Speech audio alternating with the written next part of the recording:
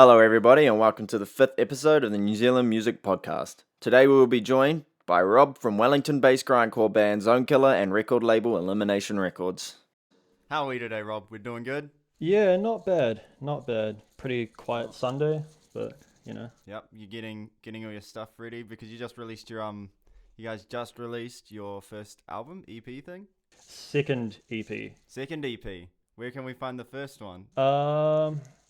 So there's a label in Wellington called Limbless Music. Ah, yes. We released tapes through there. The first one's called The Killing Zone. That was back when we were a 3-piece, so we didn't have a bassist back then. The production on that one's quite a bit different, so I think this one's definitely a bit of a step up though. This one sounded pretty good actually. I really like the sound of this one. Yeah. Thank you. Why didn't you have a bassist in the first one? Didn't you think was that like a style thing? Or was that probably like you didn't have a bass player? To be honest, we tried a few people. Every time that we'd like get them in, being like, "Yeah, sweet, I want to play bass," they would either not turn up to practice or something else would come up and they're like, "Oh, I can't do it anymore." So we kind of just went, "Oh, we'll just play as a 3-piece." And then a couple of years later, we met Kristen and she was keen to do bass. So yeah, that kind of filled out our sound a bit, and yeah, I think it's kind of helped us sound a bit heavier. That's me. I think I actually did come across your first album on YouTube. I think we did. We did, Josh? Did we? Yeah, that was the first one that wasn't on Bandcamp, right? Yeah. And we were like, this band, and then it wasn't that band. Or it was, but whatever. Is it on YouTube? Is it? Yeah, so there's, I forgot what they're called, but there's like some random grindcore channel on YouTube, and they just, yeah, one day I just like went on there and I was like, oh shit, demo's up. Wait, you gave it to them or they just nicked it off somewhere? I don't know if they talked to one of the other members, but yeah, well, I just one day saw it up there and I was like, exposure, so whatever. Fair enough. Yeah. Is it the album art with the dog on the front, I think? Like a Rottweiler dog? I think it's a bat. So our guitarist Geordie, he's a bit of an artist. He's really good at like drawing and doing collages and stuff like that. So for that first release, he just got like a bunch of, I think it's bats from like old National Geographic books, and he just kind of put that together and was like, sweet, there's the artwork. But yeah, he's also done the artwork for the latest EP, which he drew. And I think there's even like some elements of like a collage for like the J card insert on the tapes. But yeah, dude's like really talented. He does a lot of stuff for a lot of the Wellington rappers as well, which is a bit different, but you know.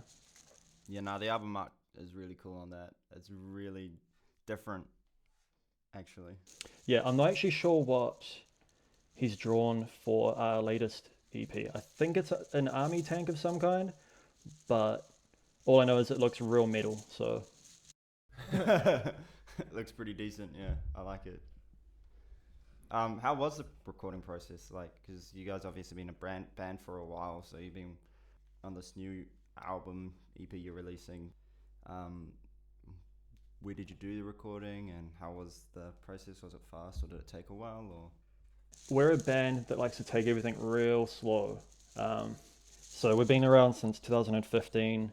It took us 2 years to record our first demo, and then from there it took us another 2 years to record the second one. With the second one, we recorded with a guy, I think you interviewed him for your first podcast, Ian Moore. Mm-hmm. Yeah. We recorded with him. I think it was his first time recording live drums. So we're, I guess, pretty stoked to be a part of that. I think it turned out real well. It took him like maybe a month to record and mix everything. But the writing process is what took quite a bit longer, especially with trying to get Kristen initiated into the band and get her to learn everything.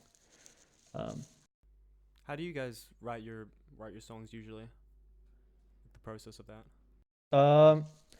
So Geordie will write a bunch of riffs, our guitarist, and then we've practiced fortnightly at this bar in Wellington called Valhalla. Oh, yeah.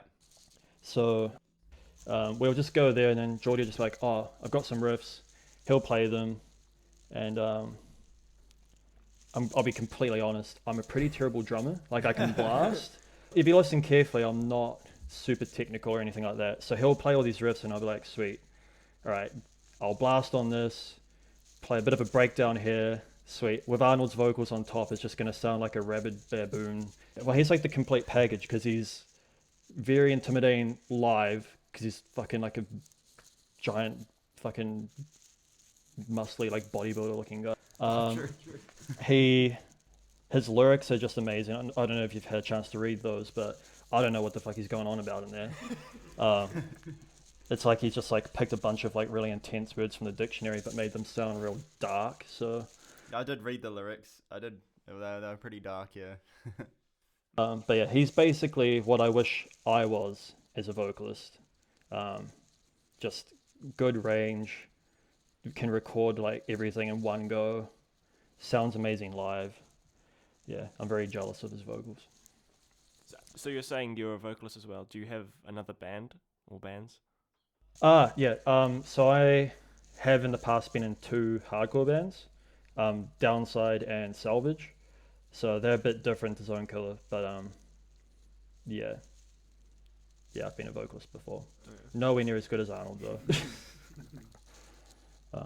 But yeah, and then with our songwriting process, Arnold will just come in at the last minute.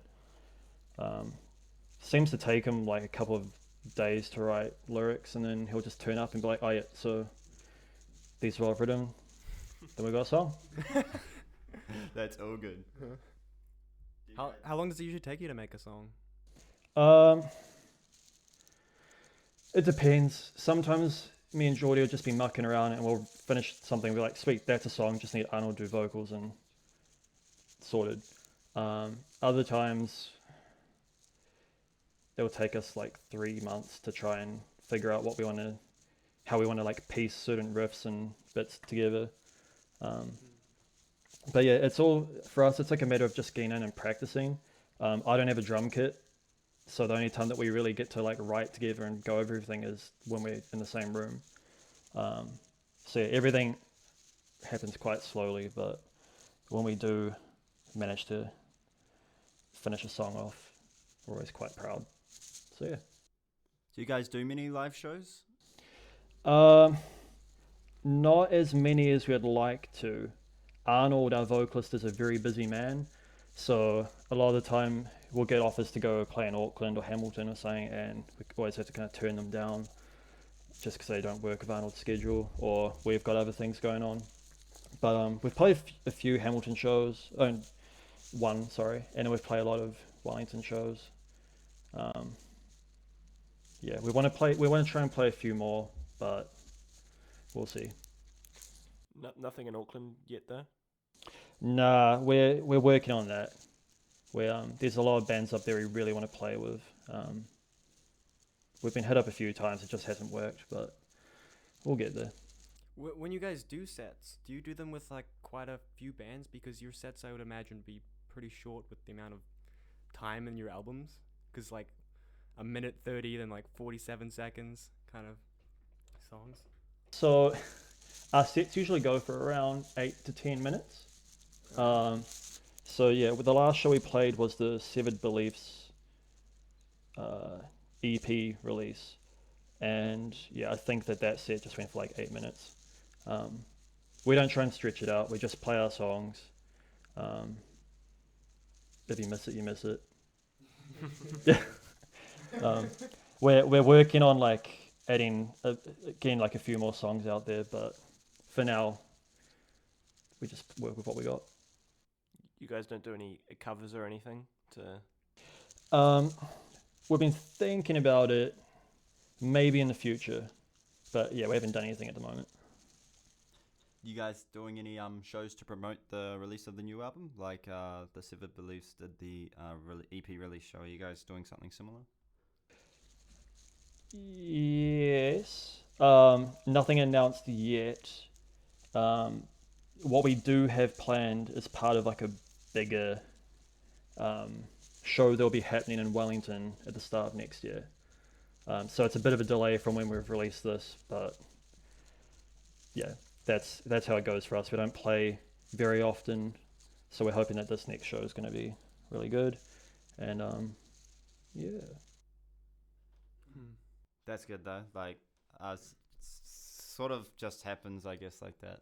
Silver Beliefs had their EP release show was a little bit after because Ian had to get some members to play it. I think he had to get a guitarist in, I think, and Yeah, so I helped them with the release of their first tape under my label, Elimination Records.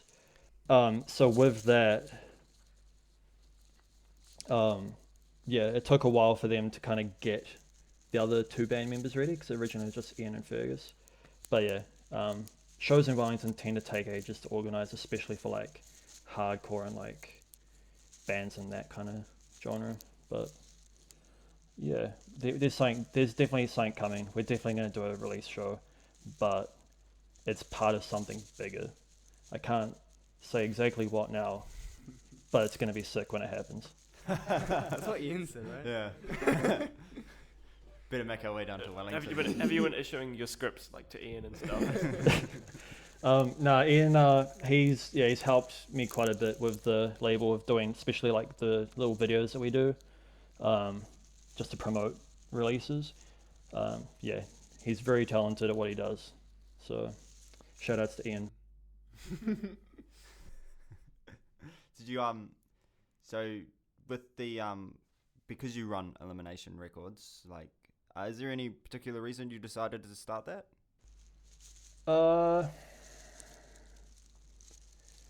To be fair, the main reason I wanted to start it was because all the bands I've done in the past, it's been real hard to get a physical release out there, whether that's a CD, tape, or vinyl, or whatever. Everything kind of, especially for like hardcore bands, you end up having to just release everything on Bandcamp for free download or whatever, unless you get signed or you want to put like heaps of your own money into making tapes or whatever. So I figured I'm a bit older now, there's always new bands coming up, but they have no one there to kind of like help them release their music. So kind of took it upon myself to invest a bit of money into some tape decks and just start from there. What's the process of like creating tapes? You know, like because I don't understand anything about releasing a tape. So like, what's the Well, personally, anyway, how do you guys do it at your for your record thing anyway? for your record label? Yeah. So I think we're really, just because we're still starting out, it's quite inefficient. We just have two standard tape decks. And it's kind of, do you remember like back in the day, you might be too young, when you would hear songs on the radio and you'd be like, oh, I really want to like listen to it, but it wasn't like Spotify or anything like that. So you'd have to like record it on a tape. I used to record my songs like that actually, because before I had Logic, I used to go on Guitar Pro and then I would like download the like MIDI files from that and turn it into a MP3 or something, and then I'd do this big elaborate thing where I would get an auxiliary cable and I'd plug it into my guitar amp, and then I'd plug the guitar amp into my stereo and I'd put a cassette into the stereo and I'd record my songs like that. So I know what it's about. I know what's good. Yeah, so like, yeah, we got two tape decks, and I just like buy bulk tapes. I've got like the supplier overseas, takes freaking ages from the scene anything. But when I do get it, it's just, yeah, slowly record everything from laptop to the tape deck, one by one. Because you have to play the whole album every time you record, don't you? Yeah, so let's just say I'm very familiar with the ZONEKILLER release, the Severed Beliefs release, and this other band with, yeah. Life Force. Yeah.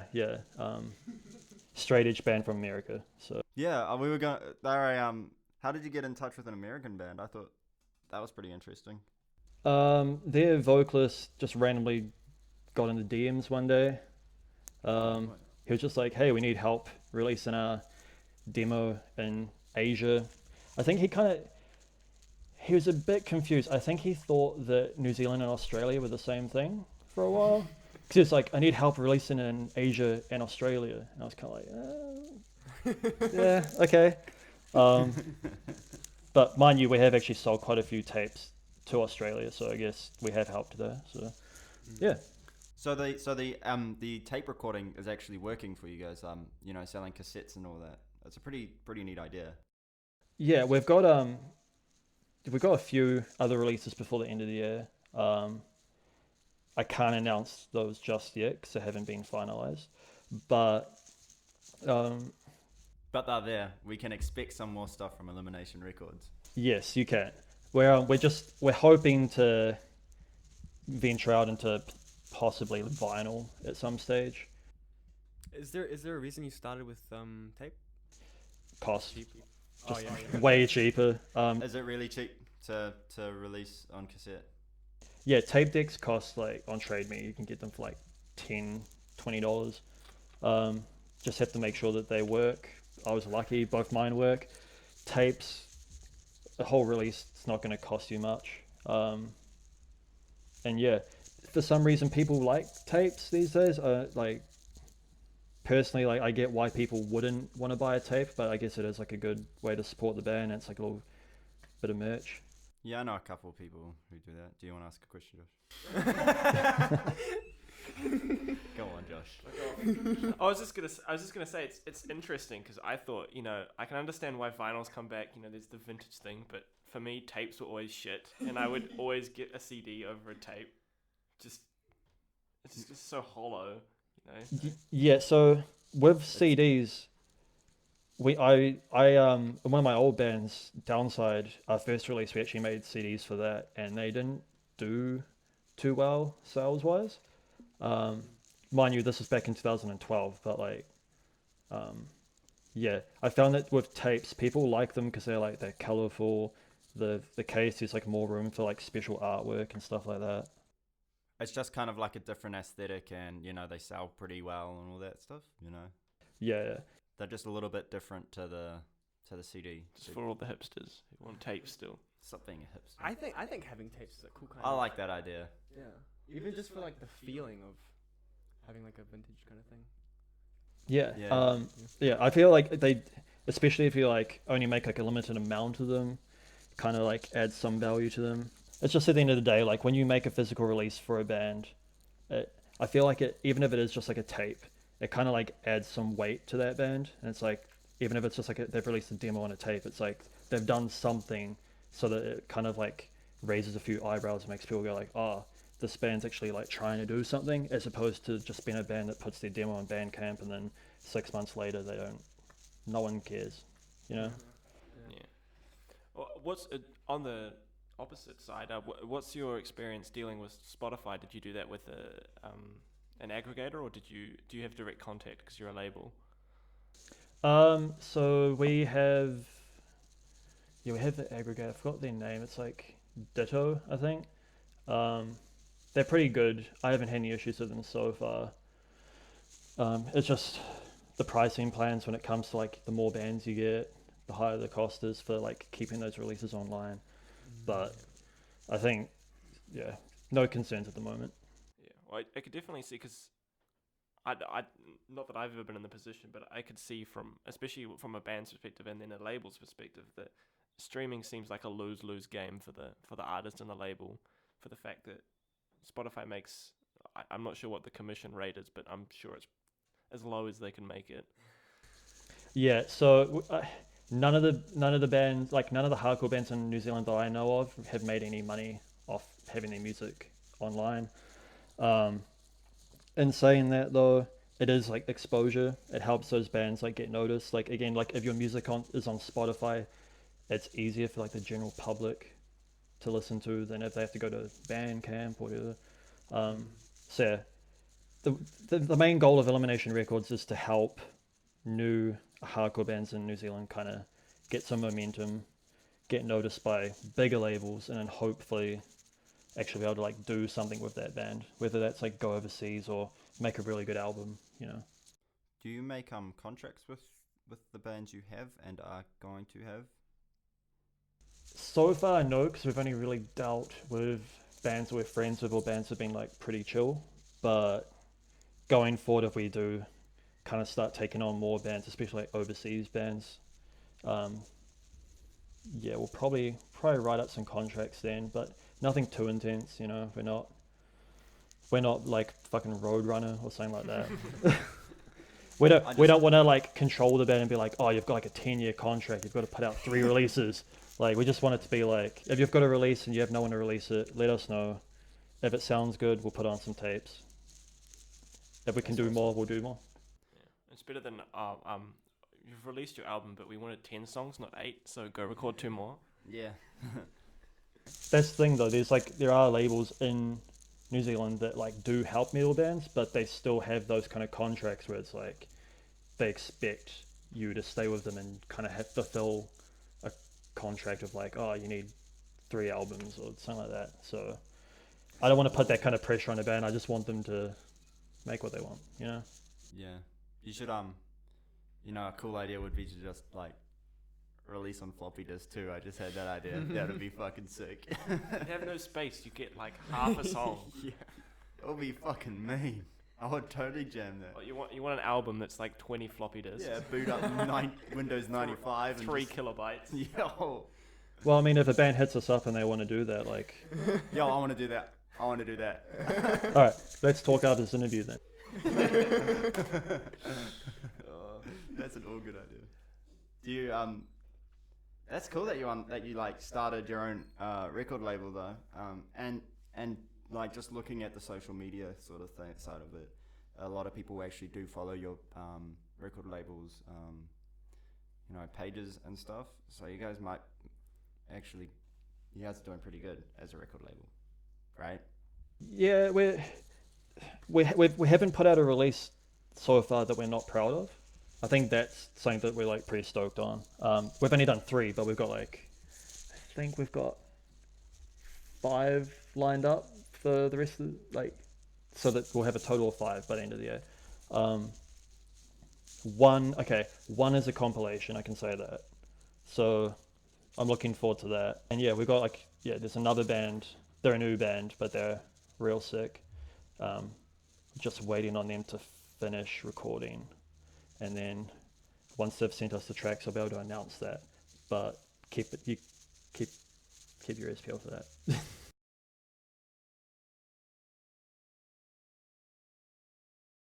It sounds like you have quite a few people working for this. I was under the understanding that it was just you. Is it a bunch of people? 3. So there's me, Fergus from Severed Beliefs, and recently Geordie from ZONEKILLER has stepped in to kind of help us, especially with like artwork and stuff like that. Just if there's any bands that need that. But yeah, it's the 3 of us for now, and Ian kind of like helps here and there. But he's got Necropup, which is where he puts on all ages shows. He organised the Severed Beliefs release show. And I know he's got a few other things he'll be doing either this year or early next year. So yeah. So what's your recording process like? Do you have a studio where you guys can go and record, or is it more sort of home recording sort of thing? Is this for the label? Yeah, for the label. No, I've got just 2 tape decks at home. People just like, they'll send us like the final whatever they've recorded, and I'll just like have it on my laptop and hook up the laptop to the tape decks. Sorted. Do you record your band differently? So each band, like each release is recorded like how they want to record it. Oh yeah. Okay. So they might record at home and then they'll send it to Rob, and then Rob will put it through the tape deck, and then they'll have their cassette tapes ready.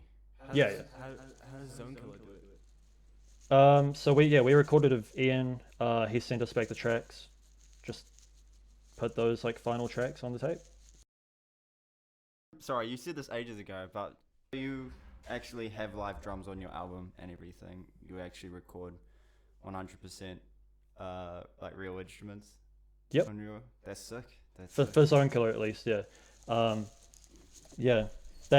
So I'm like not like a super technical drummer, so I am getting better, especially like being in a band where it's like very fast.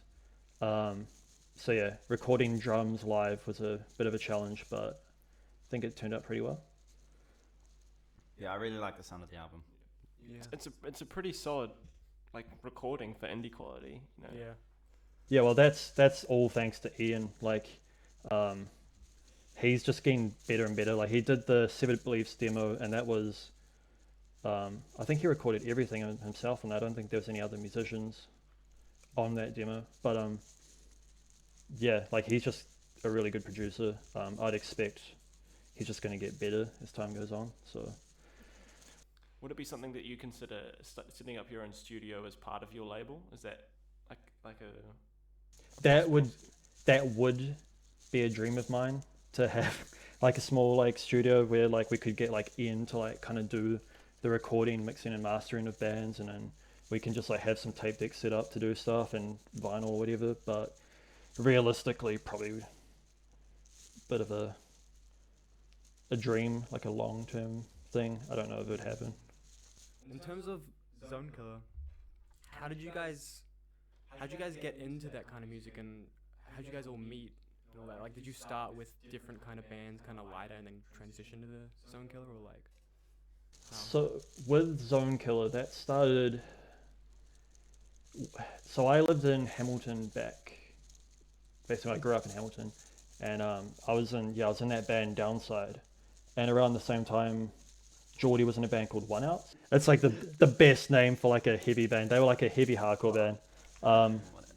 So he was the vocalist of One Outs, and we frequently played shows together. And he heard that I was moving to Wellington, and like that I'd be moving there. And he was like, "Oh, do you play any instruments by any chance?" I'm like, "Yeah, I can kind of play drums. I'm not bad. Why is that?" It's like, "Oh well, I've got this friend and he's like really good at vocals, and we want to do like a grindcore band." So then I was kind of like, "Oh yeah, like Insect Warfare or like Wormrod or something like that." He's like, "Yeah, sweet." So then 2015 comes around. I moved to Wellington. I think it was like the same weekend. Geordie and Arnold came to my place for drinks, and I just clicked with both of them like straight away. And then next thing you know, we're having band practices at Zeal. And yeah, rest is history. That's pretty good. That's pretty sweet. Yeah. And then But you were always doing heavier stuff. You never really were lighter and then went into it. nah, so Arnold was also in a band called As Legends Rise, which was like metalcore. But yeah, we've all kind of been like hardcore metal side of things. So if anything, like ZONEKILLER is probably like the heaviest band any of us have done. Nice. So yeah, it's a bit of a change for me because I've always been like in hardcore bands that are a bit more punky sounding, and this is kind of like my first metal band. So yeah. Who are you guys like your influences for this band maybe in particular, or do you have any favorite bands in the sort of genre you play? Insect Warfare would be like the one band I think we all like mutually agree is like our main influence. I think they've only got like one album. They're this band from America. They're real good. If you haven't heard them, you should definitely listen to them. But yeah, they were like the main band I think that we all wanted to kind of just sound like. And then there's other bands like Wormrot,